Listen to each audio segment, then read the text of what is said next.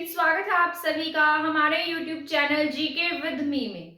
तो आज की क्लास में हम पढ़ेंगे हरियाणा जीके के बारे में। जैसा कि आपको पता है, पहले वाली क्लास हम एक हरियाणा के इतिहास के बारे में पढ़ चुके हैं।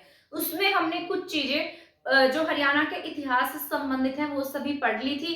आज की क्लास को हम आगे कंटिन्यू करेंगे और उसी से रिलेटेड पढ़ेंगे, ठीक है। तो हरियाणा जिस भी बच्चे ने वो क्लास नहीं देखी है तो हमारे चैनल पर जाकर देख सकता है।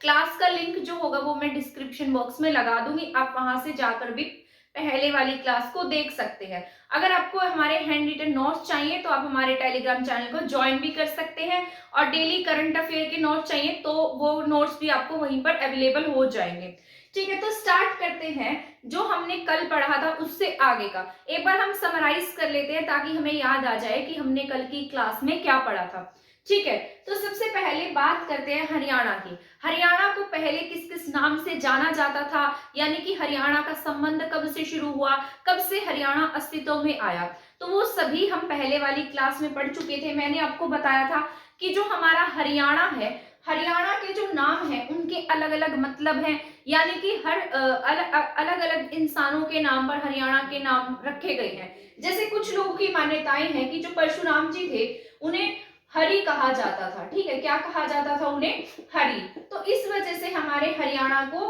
हरियाणा कहा जाने लगा।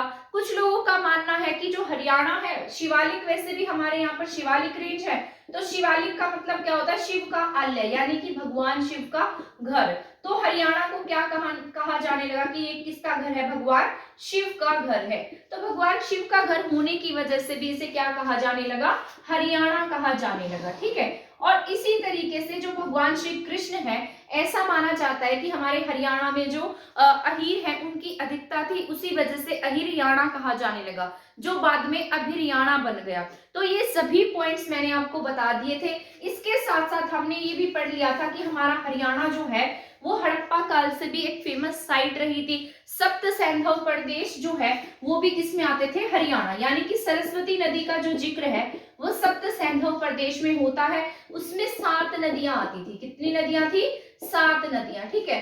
तो उन्हीं नदियों में से हमारे हरियाणा की जो प्रमुख नदी है, जो आज विलुप्त हो गई है, जिसके लिए बोर्ड का गठन भी किया गया है, तो उस नदी का जिक्र जो है वो हड़प्पा सभ्यता के समय से था। यहाँ पर सेंट्रल एशिया के लोग आकर बसे तथा आगे गए बाद में, पर यहाँ पर जो हड़प्पा सभ्यता के लोग थे उन्होंने अपनी साइट्स बनाई थी। इसी वजह से हमारे हरियाणा में हड़प्पा सभ्यता की साइट्स देखने को मिलती है। जैसे आपकी सबसे पुरानी साइट की बात की जाए तो भिरडाना थी, जो आपके हरियाणा में ही है, ठीक है। इसके साथ साथ अगर सबसे बड़ी साइट की बात की जाए तो सबसे बड़ी साइट कौन सी है? आपकी राखी गढ़ी है, जहां पर अभी कुछ समय पहले खुदाई का काम चल रहा था। यहाँ से मनके बनाने का कारखाना मिला, यहाँ पर म्यूजियम भी बनाया गया है, ठीक है। म्यूजियम बनाने का काम जो है वो चल रहा है। यहाँ पर हमारे हरियाणा के सीएम भी आए थे। तो ये सभी बातें तो मैंने आपको करंट अफेयर में पढ़ाई थी, जो राखी गढ़ी से संबंधित थी, ठीक है।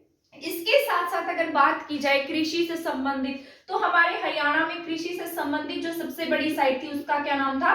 मतलब जहां पर कृषि बहुत ज्यादा थी, जो कि साक्ष्य मिले थे, ठीक है। तो ये इसका नाम था बनावली, जो फतेहाबाद में है, आज के फतेहाबाद में है, उस समय में हिसार में मानी जाती थी। तो ये सभी पॉइंट्स मैंने आपको बता दिए थे।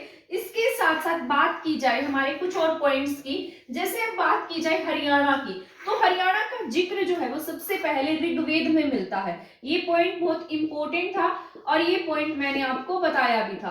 तो ऋग्वेद में हरियाणा को रजे हरियाणा कहा गया। मैंने आपको कल की क्लास में बताया था। ये सबसे पहली बार अगर कहीं पर लिखा हुआ हरियाणा जो नाम मिला है वो कहाँ मिला है? आपके ऋग्वेद में मिला है। ये पॉइंट आपको याद रखना है, ठीक है। इसके साथ साथ जैसे राहुल सांकृत्यान हुए, मैंने कहा था कि बहुत घुमक्कड़ प्रवृत्ति के थे, घूमते रहते थे, है ना। तो राहुल सांकृत्यान, ठीक है। तो राहुल सांकृत्यान जी ने भी हमारे हरियाणा का जिक्र अपनी पुस्तकों में किया है। इन्होंने क्या कहा? हरियाणा को हरि धान्य। इन्होंने, ये घूमते रहते थे तो इन्होंने क्या देखा कि हरियाणा बहुत क्या है? हरा भरा है, धन धान्य से भरपूर है, इसलिए हरियाणा को क्या नाम दे दिया इन्होंने? हरि धान्यक नाम दे दिया। इसके बाद आप सभी को पता है हमारे यहाँ पर महाभारत का युद्ध कुरुक्षेत्र में हुआ था, है ना। तो महाभारत भी जब लिखी गई तब भी हरियाणा का नाम लिखा गया और हरियाणा का जो नाम है वो बहुधान्यक लिखा गया। क्या लिखा गया? बहुधान्यक, ठीक है। इसके बाद यदुनाथ सरकार, जो ये बहुत बड़े हिस्टोरियन हैं, हिस्ट्री से रिलेटेड बुक्स लिखते हैं, क्या नाम है इनका?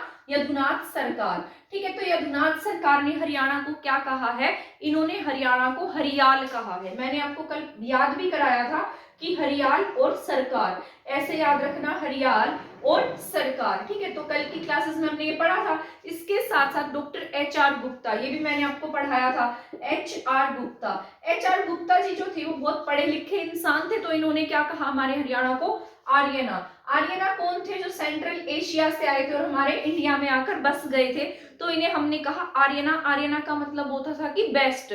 तो डॉक्टर एच.आर. गुप्ता ने क्या कहा है? आर्यना कहा है। इसके साथ साथ हर्षचरित ने क्या कहा हमारे हरियाणा को? श्रीकंठ जनपद कहा है।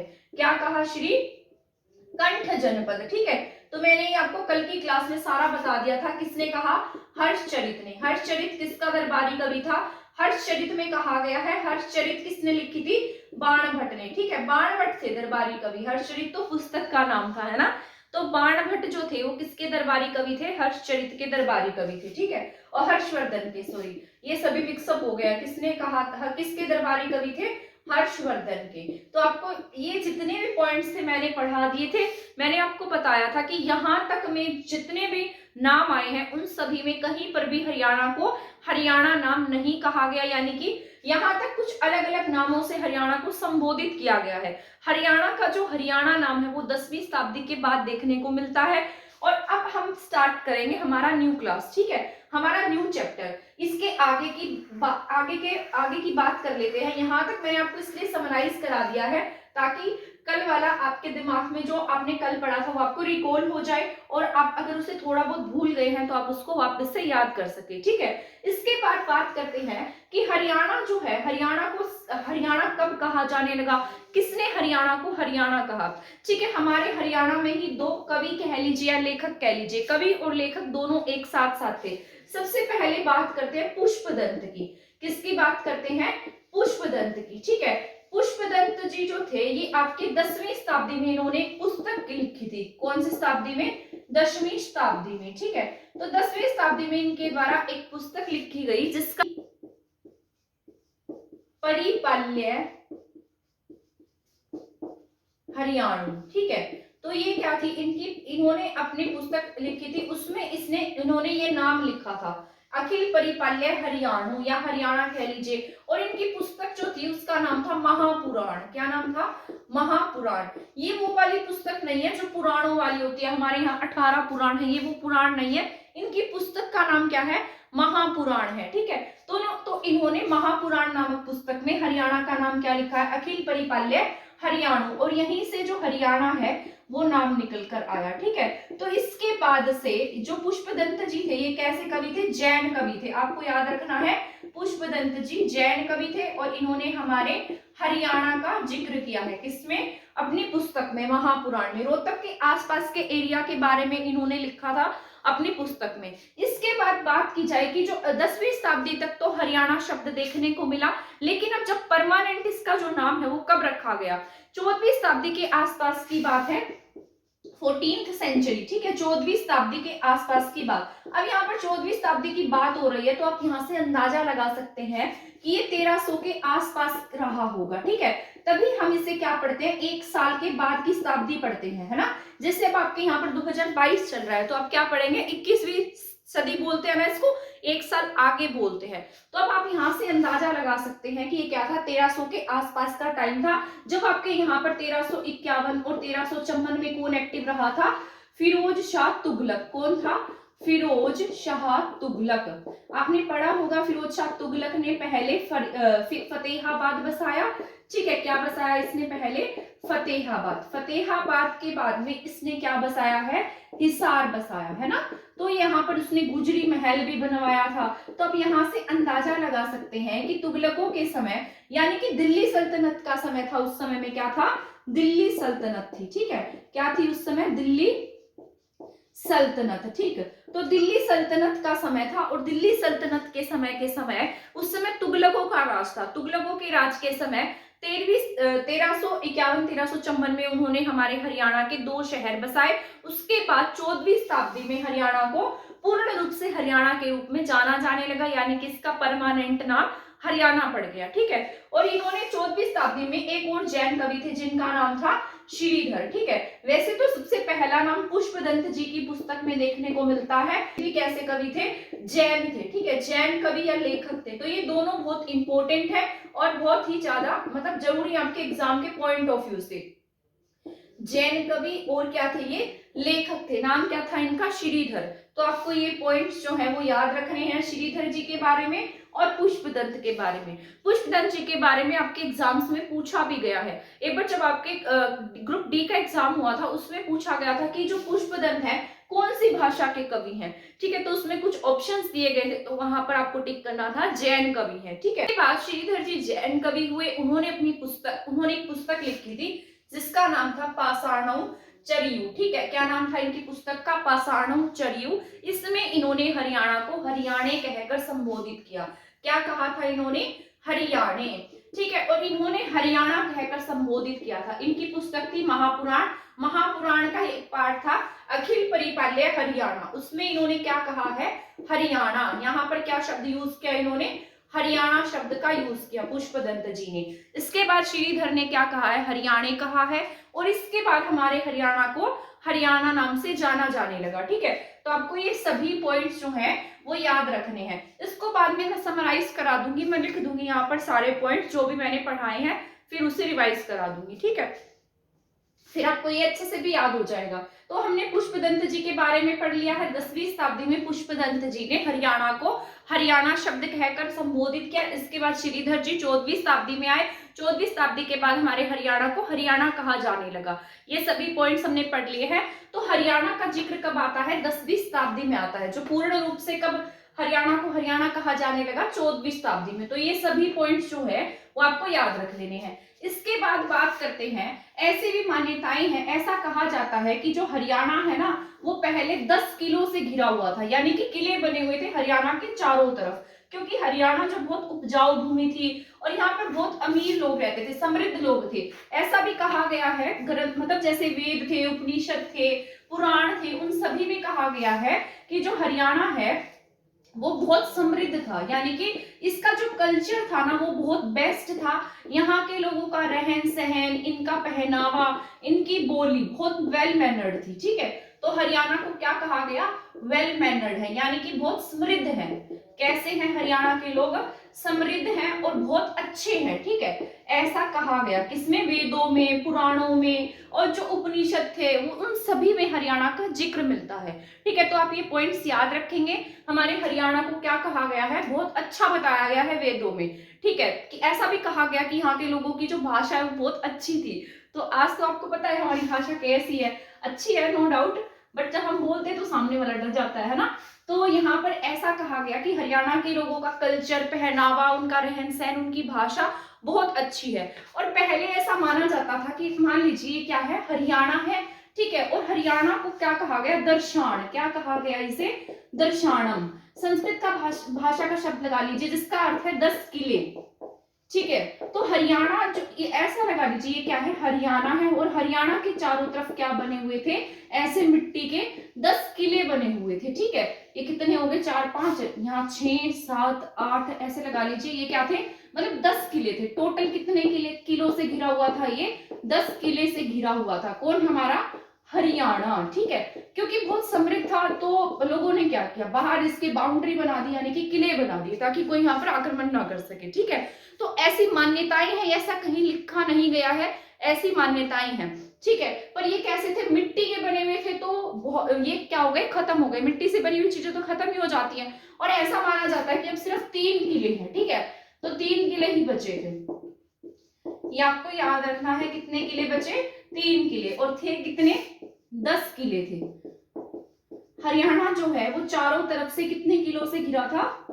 10। तो ये पॉइंट्स जो है वो आपको याद रखने हैं। ये आपके एग्जाम के पॉइंट ऑफ व्यू से जरूरी है। एग्जाम का कोई भरोसा नहीं है कि आपसे एग्जाम में क्या पता क्या पूछ ले।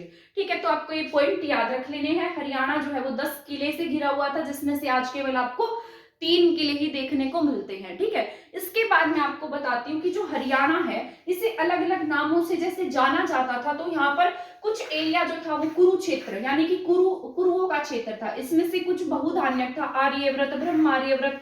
कैसे इसका नाम रखा गया? पहले तो सबसे पहले जब यहाँ पर हड़प्पा सभ्यता के लोग आए थे, मैंने आपको कल पढ़ाया था कि वो कहाँ आकर बसे थे? सप्त सैंधव प्रदेश में आकर बसे थे। ठीक है, ठीक, तो मैंने आपको कल यहाँ पर समझा दिया था, इस तरीके से नदियां थी, है ना, हमारे यहाँ पर 5 नदियां थी जो हमारे पंजाब से बहती थी।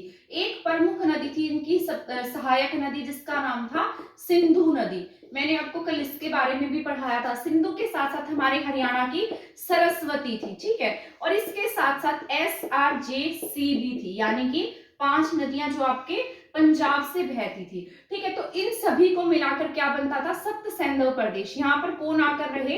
हड़प्पा सभ्यता के लोग आकर रहे थे, और इस प्रदेश को इन्होंने क्या नाम दिया? सप्त सैंधव प्रदेश का नाम दिया था।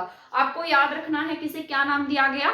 सप्त सैंधव प्रदेश का नाम दिया गया। इसके बाद जब इनके रिसोर्सेस खत्म होने लगे तो कहाँ बढ़े? ये आगे की तरफ बढ़ गए, आगे की तरफ, यूपी की तरफ। यूपी भी बहुत उपजाऊ था क्योंकि यहाँ पर गंगा नदी थी। कौन सी नदी थी? गंगा नदी। ठीक है, तो गंगा नदी की वजह से बहुत उपजाऊ था, पर इनके पास ऐसे उपकरण नहीं थे कि जिससे ये जंगलों को काट सकते। तो इन्होंने यहाँ पर आकर मतलब रहना शुरू किया। जैसे बसावट होगी तो इन्होंने रिसोर्सेज भी ढूंढ लिए।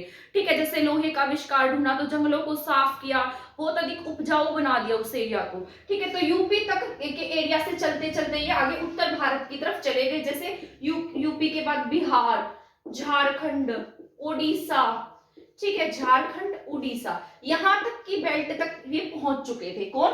जो भी यहाँ पर ये फिर बाद में सेंट्रल एशिया के लोग आए थे, मध्य एशिया वाले आर्य थे ये। ठीक है, क्योंकि सप्त सैंधव प्रदेश में तो ये खत्म हो गए थे बाद में, क्योंकि यहाँ पर कौन आ गए थे? आर्य आए थे। ठीक है, आर्य कहाँ पहुंचे? ये आगे यूपी की तरफ बढ़े। ठीक है, यूपी से आगे बिहार, बिहार से झारखंड, झारखंड से उड़ीसा की तरफ आगे की तरफ बढ़ते गए। इसलिए इस एरिया को क्या नाम दिया गया? आर्यों की वजह से इसे नाम दिया गया ब्रह्म आर्यवर्त। क्या कहा गया? ब्रह्म आर्यवर्त। ठीक है, ब्रह्मा जी का एरिया था और आर्य यहाँ पर आकर बसे थे। अब इसे ब्रह्म आर्यवर्त ही क्यों कहा गया? ऐसा माना जाता है कि ब्रह्मा जी जो थे उन्होंने अपने हाथों से कुरुक्षेत्र में ब्रह्म सरोवर खोदा था।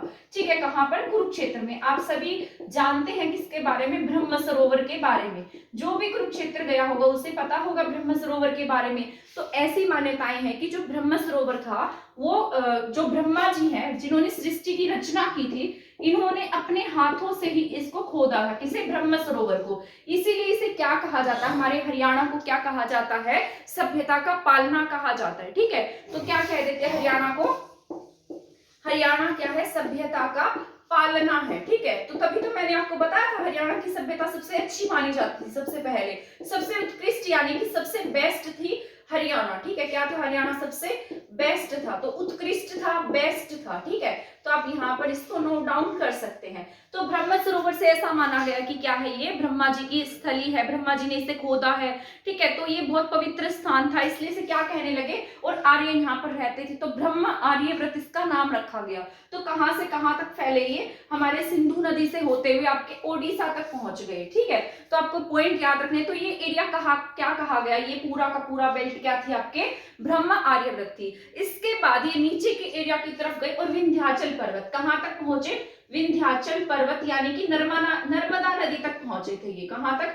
विंध्याचल पर्वत में नर्मदा नदी। ठीक है, एक बार साफ करके मैं यहाँ लिख देती हूँ। ठीक है, इसके बाद यहाँ पर नीचे क्या था? विंध्याचल पर्वत। आप सभी को पता है दक्षिण भारत को उत्तर भारत से अलग करती है विंध्याचल पर्वत। ठीक है, तो विंध्याचल पर्वत तक ये पहुंच गए, और विंध्याचल पर्वत कहाँ? नर्मदा नदी तक। कहाँ तक पहुंचे थे? नर्मदा नदी के आसपास तक थे। इसके बाद ये नीचे की तरफ नहीं गए थे, तो बस इस एरिया तक रहे थे। ठीक है, ऊपर हिमालय से लेकर विंध्याचल पर्वत तक ये मतलब हमारे यहाँ इंडिया में रहते थे, विंध्याचल पर्वत तक। तो ये पूरा का पूरा एरिया देख लीजिए आप, मतलब पूरे के पूरे एरिया पर ये रहने लग गए। ठीक है, तो विंध्याचल पर्वत से हिमालय पर्वत तक। तो इस एरिया को, पूरे एरिया को किस नाम से जाना जाने लगा? आर्यव्रत। किस नाम से? आर्यवर्त। इसलिए आप वेदों में भी देखते हैं कि हमारे इंडिया को क्या कहा गया है? आर्यवर्त कहा गया है। ठीक है, तो ये पॉइंट्स जितने भी मैंने आपको बताए हैं सभी आपके एग्जाम के पॉइंट ऑफ व्यू से बहुत ही ज्यादा जरूरी है। ठीक है, ऐसे ही मत सोच लेना, इसमें से बहुत सारे क्वेश्चंस आते हैं, पहले के एग्जाम में भी बहुत क्वेश्चन आते हैं। बच्चे ये आर्यव्रत, ब्रह्मार्यव्रत, बहुधान्यक इनमें हमेशा ही कंफ्यूज रहते हैं, तो आप इसको अच्छे से पढ़कर जाना, ठीक है। यहाँ मैंने एक्सप्लेन कर दिया, पहले जो मतलब हड़प्पा सभ्यता के लोग थे वो कहाँ रहते थे, सप्त सैंधव प्रदेश में। इसके बाद हमारे यहाँ मध्य एशिया से आए, मध्य एशिया के लोग कहाँ रहने लगे, ब्रह्मआर्यव्रत में, और यहाँ से चलते चलते नीचे की तरफ गए विंध्याचल पर्वत नर्मदा नदी तक, जिसे हमने क्या कहा है, आर्यव्रत कहा है, ठीक है। तो ये याद रखना आपको, ठीक है। तो यहाँ तक जो हमारा ये जो एरिया था उसको मैंने आपको यहाँ समझा दिया है बहुत अच्छे से। इसके बाद मैं आपको बताऊंगी, आज मैंने कुछ पॉइंट्स लिखे हैं, जैसे कुरु है, खांडव प्रस्थ है और बहुधान्यक है। ये तीनों ही पॉइंट आपके एग्जाम के पॉइंट ऑफ व्यू से बहुत जरूरी है। अब ये पूछ लेगा कि बताइए कुरु प्रदेश कौन सा था, किसी कुरु जंगल के नाम से जाना जाता था, क्योंकि हमारे हरियाणा में बहुत ही ज्यादा जंगल थे, तो इसे किस नाम से जाना जाने लगा, कुरु जंगल, ठीक है। तो ये क्या था, कुरु जंगल था, और ये वो एरिया था जहां पर कौरवों मतलब कौरवों ने बसाया था इसे, कौरवों के जो पिता थे, ठीक है। तो ये कौरवों के लिए फेमस था, और इसी वजह से इसका नाम क्या रखा गया, कुरु रखा गया। जंगलों की अधिकता थी इसलिए क्या कह देते थे, कुरु जंगल कह देते थे, ठीक है। तो ये वो एरिया था कुरुक्षेत्र वाला जहां पर महाभारत का युद्ध भी हुआ, ठीक है। इसके साथ साथ खांडव प्रस्थ था, जो इन्हीं के द्वारा बसाया गया था, जो इन्होंने साफ किया था, जैसे पानीपत जिसे ये पणपत कहते थे, ठीक है। सोनीपत जिसे सोनप्रस्थ कहते थे, दिल्ली जिसे इंद्रप्रस्थ कहते थे, ठीक है। तो ये सभी एरिया किस में आते थे, इनका खांडव प्रस्थ था ये। तो ये इसमें कौन से एरिया आते थे आपके, सोनीपत, पानीपत, दिल्ली, तो इसे क्या कहा जाता था, खांडव प्रस्थ। इसके ऊपर था कुरु वाला, जो इसमें कुरुक्षेत्र, थानेसर, ये सभी एरिया आते थे। इसके बाद बचता था बहुधान्यक। बहुधान्यक महाभारत में आपको पता है, हरियाणा को महाभारत में क्या कहा गया है, बहुधान्यक ही कहा गया है।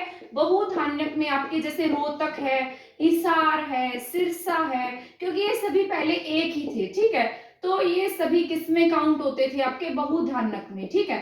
तो आपको ये पॉइंट याद रखने हैं, ये बहुत मोस्ट इंपॉर्टेंट है आपके एग्जाम के पॉइंट ऑफ व्यू से, और बच्चे इसको भूल जाते हैं। तो कुरुक्षेत्र में कौन से एरिया थे, कुरुक्षेत्र वाला एरिया था, ठीक है। इसके साथ साथ जैसे आपके खांडव प्रस्थ है, खांडव प्रस्थ में कौन से एरिया थे, इंद्रप्रस्थ, पर्णप्रस्थ, सोनप्रस्थ यानी कि पानीपत, सोनीपत, दिल्ली। इसके बाद बात की जाती है बहुधान्यक की। बहुधान्यक में रोहतक, हिसार और सिरसा वाले एरिया आते हैं। तो ये सभी पॉइंट्स जो आपके एग्जाम के पॉइंट ऑफ व्यू से जरूरी है और आपको ये याद रखनी है, ठीक है।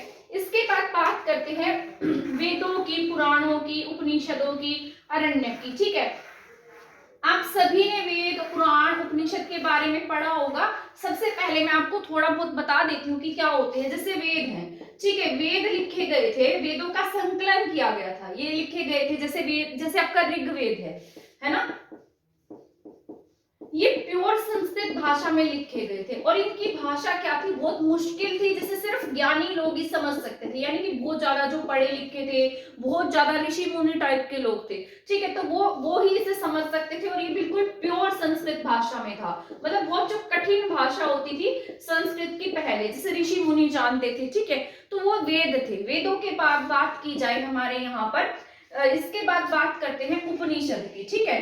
उपनिषद, अरण्यक, एक और था यहाँ पर ऋग्वेद, उपनिषद, अरण्यक, क्या था यहाँ पर आएगा, ब्राह्मण, ठीक है। तो ये सभी लिखे जाते थे किसके द्वारा, ऋषि मुनियों के द्वारा। वेदों के बाद लिखे गए ब्राह्मण। जो वेद थे ना, उनको आसान करने के लिखे गए थे। वेदों की आसान भाषा थी ये, क्या थी, वेदों की आसान भाषा। इसके बाद बात की जाए उपनिषद की, आप सभी को पता है 108 उपनिषद हैं हमारे, ठीक है। उपनिषद वो होते थे जो गुरु के समीप बैठकर लिखे जाते थे। कहाँ पर, गुरु के समीप बैठकर लिखे गए हैं। इसके बाद अरण्यक वो थे जो जंगलों में चले जाते थे और रचनाएं करते थे, ज्ञान बांटते थे, मतलब कुछ ना कुछ लिखते रहते थे। तो ये अरण्यक क्या थे, जंगलों में बैठकर जो लिखे गए, तो वो क्या थे, आपके अरण्यक थे, ठीक है। तो इन सभी में कहीं ना कहीं हमारे जो हरियाणा है उसका वर्णन मिलता है। पर सबसे पहले जो हरियाणा का वर्णन था वो ऋग्वेद में देखने को मिला। ऋग्वेद में आपके हरियाणा को रजे हरियाणा कहा गया, क्योंकि हरियाणा की जो मिट्टी थी वो बहुत उपजाऊ थी। तो रजे का मतलब क्या होता है, मतलब मिट्टी होता है, ठीक है। इसके बाद बात की जाती है हमारे पुराणों में, पुराण कितनी है, 18 पुराण है, ठीक है। तो पुराणों में भी हरियाणा का वर्णन है कि 9 नदियों का जो वर्णन है वो किस में देखने को मिलता है, वामन पुराण में है। तो आपको याद रखना है, न वामन, न साउंड आ रही है और 9 ही नदियां हैं। तो हमारी नदियों का वर्णन किसमें है, वामन पुराण में है, ठीक है। इसके बाद जैसे छांदोग्य उपनिषद है, जैमिनीय उपनिषद है, ऐतरेय ब्राह्मण, तैत्तरीय ब्राह्मण, इन सभी में हरियाणा का वर्णन है। किसी न किसी में हरियाणा की इकोनॉमी को दिखाया गया है, किसी में हरियाणा के इतिहास को बताया गया है, तो वो मैं अभी आपको बता दूंगी, ठीक है। तो आपको ये समझ में आ गया होगा। पहले तो ये समझना जरूरी है ब्राह्मण उपनिषद और ये अरण्यक क्या होते हैं, क्योंकि आपके हिस्ट्री के पॉइंट ऑफ व्यू से भी जरूरी है, तो आप इसको पढ़ लेना। साथ साथ मैंने आपको एक्सप्लेन कर दिया है, ठीक है, ताकि आपको इसको समझने में आसानी हो सके। तो यहाँ तक हमने पढ़ लिया है। इसके बाद मैं आपको बता देती हूँ कि कौन से पुराण में, कौन से उपनिषद में हरियाणा को क्या क्या कहा गया, ठीक है। वो पढ़ लेते हैं हम। कल की क्लास में हम साहित्यिक रचनाओं के बारे में पढ़ लेंगे, सिक्कों के बारे में पढ़ लेंगे। आज की क्लास में हम थोड़ा बहुत मैं आपको यहाँ बता देती हूँ कि किसमें हरियाणा को क्या कहा गया। कुछ पॉइंट्स लिख दिए हैं जो आपके एग्जाम के पॉइंट ऑफ व्यू से जरूरी है, या जो मैंने आपको भी समझाया है वो सभी मैंने यहाँ पर लिख दिया है, ताकि आपको भी अच्छे से और समझ में आ जाए, ठीक है। तो सबसे पहले लिखा है ब्रह्म आर्यव्रत। ब्रह्म आर्यव्रत में क्या कहा गया कि जो ब्रह्म आर्यव्रत है वो क्या है, ब्रह्मा जी का देश है। मैंने अभी आपको बताया था कि ब्रह्मा जी ने मतलब यहाँ पर सरोवर खुद अपने हाथों से खोदा था, और ब्रह्मा जी ने क्या की, सृष्टि की रचना कहाँ से की है, ब्रह्म सरोवर से की है, ठीक है। इसके बाद कुरुवंश, यहाँ पर कुरुवंश यानी कि कुरुक्षेत्र को क्या कहा गया, कुरुवंश कहा गया है, क्योंकि कौरवों का यहाँ पर शासन था, ठीक है। और इसके बाद है खांडव प्रस्थ। मैंने अभी आपको ऐसे यहाँ पर सर्कल करके बताया भी था कि जो खांडव प्रस्थ है उसमें कौन से एरिया आते थे, पानीपत, सोनीपत और दिल्ली, ठीक है। ये जिनकी मतलब जिनकी कटाई, जंगलों की कटाई करके अच्छे से नगरों को बसाया गया था, उन्हें क्या नाम दिया गया, खांडव प्रस्थ का नाम दिया गया, ठीक है। इसके बाद बात करते हैं बहुधान्यक की। अब आप बताएंगे मुझे कमेंट सेक्शन में, बहुधान्यक किसमें, हरियाणा को किसमें बहुधान्यक कहा गया है। मैंने अभी पढ़ाया है आपको, तो ये आपको बताना है, ठीक है। तो इसमें कौन से प्रदेश आते थे, जैसे रोहतक है, हिसार है, सिरसा है, ये सभी किसमें आते थे, बहुधान्यक में, ठीक है। इसके बाद आपका मोस्ट इंपोर्टेंट है, 6वीं से 7वीं शताब्दी के आसपास जो हरियाणा है उसे क्या कहा जाता था, श्रीकंठ जनपद कहा जाता था। अब बात करते हैं 6वीं से 7वीं शताब्दी में हमारे यहाँ पर कौन था, हर्षवर्धन था। क्या नाम था उसका, हर्षवर्धन, ठीक है। हर्षवर्धन जो है वो आपके कुरुक्षेत्र थानेसर में एक्टिव था, यानी कि यहाँ पर इसका शासन था। बाद में इसकी जो बहन है उसके पति की मृत्यु हो गई, तो अपनी राजधानी को कहाँ ले गया, कन्नौज में ले गया था। तो आपको याद रखना है 647 में इसकी डेथ हो गई थी, ठीक है। तो 590 के आसपास इसका जन्म हुआ था, 606 में ये राजा बना था, और 647 में क्या हो गई, इसकी डेथ हो गई थी, यानी कि इसकी मृत्यु हो गई थी। तो आपको ये सभी पॉइंट्स जो है वो याद रखने हैं। हर्षवर्धन यहाँ पर एक्टिव था। तो अभी हम मतलब नेक्स्ट शताब्दी पढ़ते हैं, तो इसीलिए हम क्या कह रहे हैं, 6वीं से 7वीं शताब्दी। 6वीं से 7वीं शताब्दी में यहाँ पर किसका शासन रहा, हर्षवर्धन का। और इसमें जो हर्षवर्धन का दरबारी कवि था बाणभट्ट ने क्या कहा है, श्रीकंठ जनपद कहा है, ठीक है, आपको याद रखना है। इसके बाद 10वीं शताब्दी में पुष्पदंत, मैंने आपको बताया था हरियाणा को सबसे पहली बार हरियाणा पुष्पदंत जी ने कहा। पुष्पदंत जो थे वो जैन कवि थे और लेखक भी थे, जो अच्छे मतलब पोइट या फिर राइटर कह सकते हैं, ठीक है। इन्होंने अपने एक ग्रंथ था इनका महापुराण, उसमें लिखा एक अखिल परिपाल्य हरियाणु नाम से एक पुस्तक लिखी थी, ठीक है, जिसमें इन्होंने क्या नाम दिया, हरियाणा को हरियाणा नाम दिया है। तो सबसे पहली बार अगर पूछेगा हरियाणा का नाम किसमें मिलता है, तो किसने दिया है, पुष्पदंत ने दिया। पुष्पदंत के बाद में हरियाणा में एक्टिव हुए श्रीधर ने अपनी एक पुस्तक लिखी पाषाणाऊ चरयू, वहां पर भी हरियाणा को हरियाणे नाम से कहकर संबोधित किया। इसके बाद 14वीं शताब्दी से हरियाणा को हरियाणा ही कहा जाता है, ठीक है। इसके बाद तो हमारा हरियाणा के नाम से जाना जाने लगा। इसके बाद लिखा है मनु जो मनुवादी मनुवादी सोच होती है, यानी कि जो मनु था, ठीक है, पुराण 2 तीसरी शताब्दी के आसपास रहा था मनु।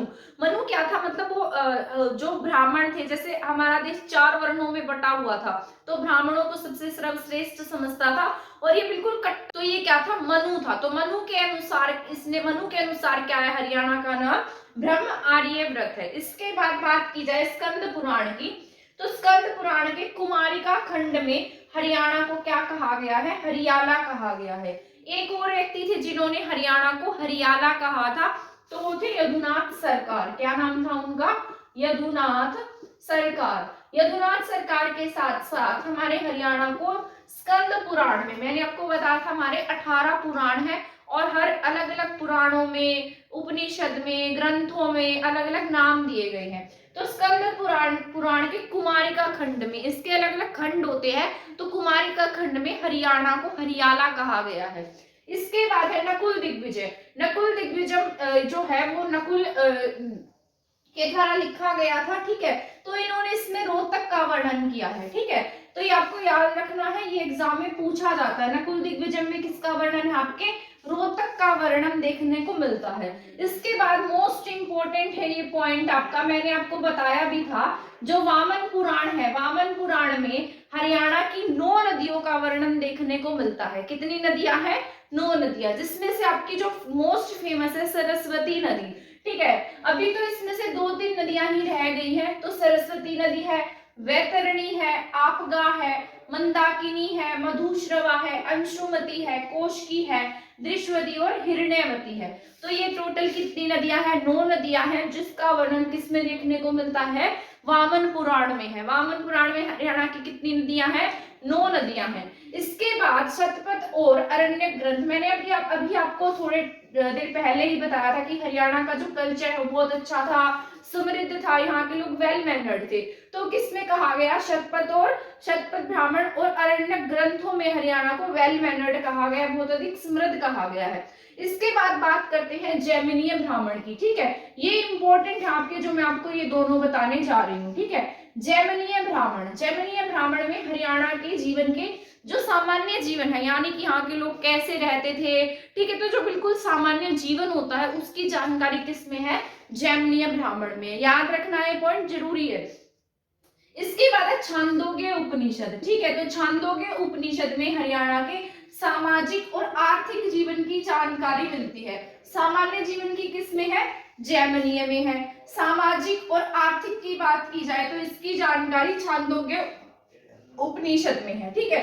इसके बाद बात कर लेते हैं बौद्ध और जैन ग्रंथों की, ये भी आपके इंपॉर्टेंट है और एग्जाम में आते हैं, ठीक है। कहा गया है कि ये बौद्ध ग्रंथों में वंशी माणिक्य क्या था, बौद्ध ग्रंथ था, ठीक है। इसमें हरियाणा का वर्णन मिलता है। इसके बाद जैसे पंपत सूदनी है, पंपत सूदनी क्या थे, इसमें ऐसा कहा गया कि जो महात्मा बुद्ध थे वो कहाँ आते थे, हरियाणा के कई स्थानों पर भ्रमण करने के लिए आए थे। तो पंपत सूदनी में क्या कहा गया कि जो महात्मा बुद्ध थे वो कहाँ आते थे, हरियाणा के कई स्थानों पर आए थे, ठीक है। ये दोनों ग्रंथ कौन से हैं, बौद्ध है। मांझी माणिक्य और दिव्यादान बौद्ध ग्रंथ है, जैन नीचे वाला है, मैं बताऊंगी अभी आपको, ठीक है। तो मांझी माणिक्य और दिव्यादान कैसे ग्रंथ है, बौद्ध ग्रंथ है। पंपत सूदनी के अनुसार महात्मा बुद्ध कहाँ आते थे, हमारे हरियाणा में आया करते थे, ठीक है, अलग अलग स्थानों पर रहते थे। इसके बाद दिव्यादान, ठीक है। दिव्यादान में क्या कहा गया, किसका वर्णन है दिव्यादान में, अग्रोहा। अग्रोहा कहाँ पर है, आपके हिसार में है, अग्रो की राजधानी रहा था। तो दिव्यादान में किसका वर्णन है, आपके अग्रोहा का वर्णन है, ठीक है। अब बात करते हैं जैन ग्रंथ की। जैन ग्रंथ कथाकोश और भद्रबाहु, ठीक है। क्या नाम है इसका, कथाकोश और भद्रबाहु। इसमें भी अग्रोहा का वर्णन किया गया है। इसमें ऐसा कहा गया है कि अग्रोहा में जो जैन विद्वान थे लोहाचार्य जी वो आकर रहते थे, ठीक है। तो ये जितने भी पॉइंट्स थे मैंने आपको सभी समझा दिए हैं। आई होप आपको ये सभी अच्छे से समझ में आ गए होंगे। तो आज की क्लास में हमने क्या क्या पढ़ा, जैसे मैंने आपको यहाँ समराइज कराया है, जैसे खांडोप्रस्थ, कुरु, ठीक है, ब्रह्मार्यव्रत, यहाँ तक पढ़ लिया था। 10वीं शताब्दी में हरियाणा को हरियाणा कहा गया, 14वीं शताब्दी में हरियाणा का नाम पूर्ण रूप से हरियाणा पड़ा। उसके बाद हम सभी हरियाणा को हरियाणा के नाम से जानने लगे। इसके बाद बात की जाए जैसे ग्रंथों की, श्रीधर ने अपनी पुस्तक लिखी थी। इसके बाद में मनु के अनुसार हरियाणा को ब्रह्मार्य व्रत कहा गया। ठीक है, स्कंद पुराण के कुमारिका खंड में हरियाणा को हरियाला कहा गया। हरियाणा का वर्णन वामन पुराण में हरियाणा की 9 नदियों का वर्णन मिलता है। इसके बाद नकुल दिग्विजय में रोहतक का वर्णन मिलता है। इसके बाद जैमिनीय और छांदोग्य, इसके बाद क्या है, जैमिनीय और छांदोग्य। जैमिनीय ब्राह्मण में हरियाणा के सामान्य जनजीवन की जानकारी है और छांदोग्य में क्या है, सामाजिक और आर्थिक जीवन की जानकारी है। इसके बाद हमने बौद्ध और जैन ग्रंथ अभी पढ़ लिए हैं। आई होप आपको ये सभी पॉइंट जो मैंने समझाए हैं, ये जितने भी पॉइंट मैंने आपको बताए हैं, ये सभी किसी न किसी एग्जाम में आए हैं और आपके एग्जाम के पॉइंट ऑफ व्यू से जरूरी है, तो आप इनको पढ़ लेना। अगर आप लिखना चाहें, नोट्स बनाना चाहें तो इसके नोट्स भी बना सकते हैं, अपने हाथ से बनाएंगे तो आपको वो ज्यादा अच्छे से याद रहेंगे। ठीक है, आई होप आपको ये क्लास पसंद आई होगी। अगर आपको लगता है कि क्लास किसी के लिए हेल्पफुल हो सकती है तो उसको शेयर कर देना, और अगर आपको लगता है कि ये क्लासेस और मेरा चैनल आपके लिए हेल्पफुल है तो चैनल को आप सब्सक्राइब भी कर सकते हैं। ठीक है, तो नेक्स्ट क्लास में हम मिलते हैं हरियाणा की अलग अलग पुस्तकों और साहित्य के बारे में और हरियाणा से मिलने वाली सामग्री के बारे में नेक्स्ट क्लास में हम पढ़ेंगे। ठीक है, तो आज के लिए इतना ही है। थैंक यू, धन्यवाद।